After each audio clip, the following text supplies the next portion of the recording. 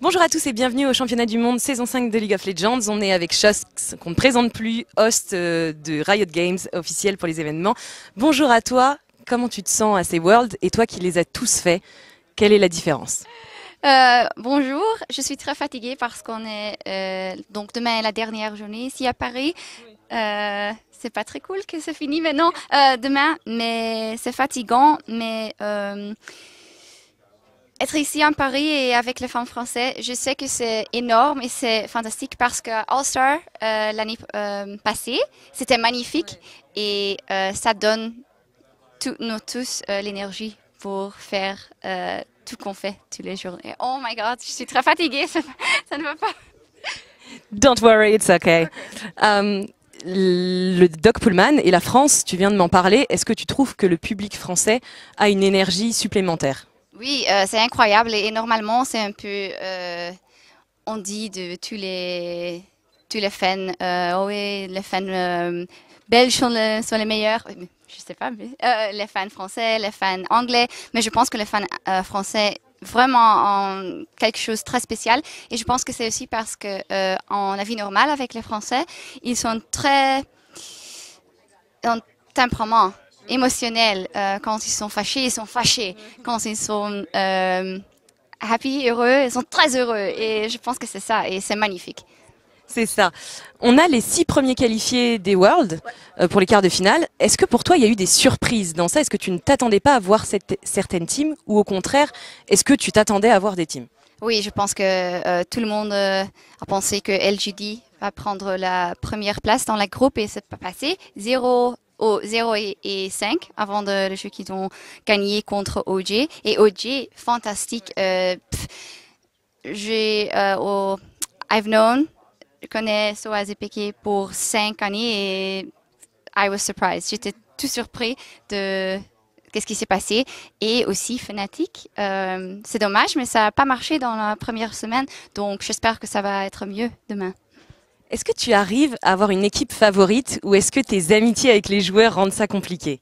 Oui, c'est compliqué parce qu'on doit être objectif dans tous les matchs, mais je pense que c'est normal. À World, il y a Mid-Season Invitational. J'espère que les teams européennes le font bien parce que j'ai une relation avec beaucoup de teams parce on voit tout pendant l'année, quand ils sont tristes, quand ils sont heureux.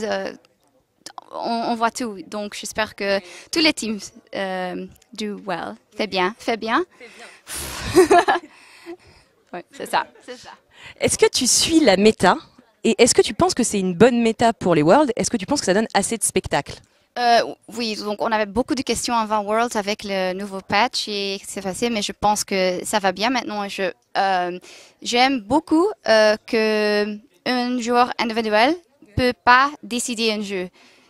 S'il est très bien, mais il est plus important d'avoir le shot calling optimal, le team play, team fight, je pense pour World, ça c'est parfait. Quickshot m'a dit ce matin que vous aviez un bootcamp pour l'équipe Riot. Est-ce que tu suis le même entraînement que les casters avant les événements? Oui, on est tous ensemble. Aussi Pyra qui fait seulement des interviews parce qu'ils avaient des problèmes avec le The Voice. Mais on fait tous ensemble parce que aussi les casters Challenger qui ne travaillent pas au Worlds parce que c'est important pour le développement de nous tous. Et c'est pas que parce que je ne fais pas l'analyse desk ici que je dois être très informée. I still have to be very informed. So on fait tout la même chose. We are treated all the same. Yeah. Ok, c'est très difficile d'avoir une vie personnelle quand on travaille dans l'e-sport. Est-ce que tu arrives à avoir d'autres activités et à un petit peu maintenir une vie personnelle quand même? Oui, j'essaie. On n'a pas beaucoup de temps et beaucoup de mes amis sont simplement dans le monde e-sport et mes collègues et c'est comme ça et j'ai beaucoup d'envie de visiter mes amis et ma famille à Belgique, mais ça n'arrive pas beaucoup, mais ça va. Mais c'est normal parce que j'aime travailler pour League of Legends. C'est ma vie et c'est normal maintenant. Tu resteras dans l'e-sport si jamais League of Legends s'arrêtait? Oui, je pense que oui. J'étais un gamer quand j'étais 10 ans et je pense que ça reste comme ça. Ouais. Ça reste. Ouais. Ok, dernière question. En début d'année, tu as quitté le SL pour rejoindre Riot Games. Est-ce que tu es contente de ton choix et est-ce que tu as beaucoup hésité avant de le faire? Oui, oui, parce que j'avais des temps fantastiques avec ESL, mais dans mon cœur, je sais que je veux travailler avec League of Legends. Et c'était très dur de partir de Cologne à Berlin parce que j'avais beaucoup d'amis qui ne sont pas dans les sports à Cologne. Et c'est, comme tu as dit, très difficile de maintenir une vie personnelle. Mais enfin, c'est beau en Berlin et j'aime mon travail, donc c'est ça qui est le plus important. Je comprends. Je te laisse dire au revoir à toute la communauté française qui va être ravie de ton interview en français. Merci à toi. Merci pour ces moments. Au revoir. Mes excuses que mon français est pire qu'avant, mais c'est ça. Au revoir.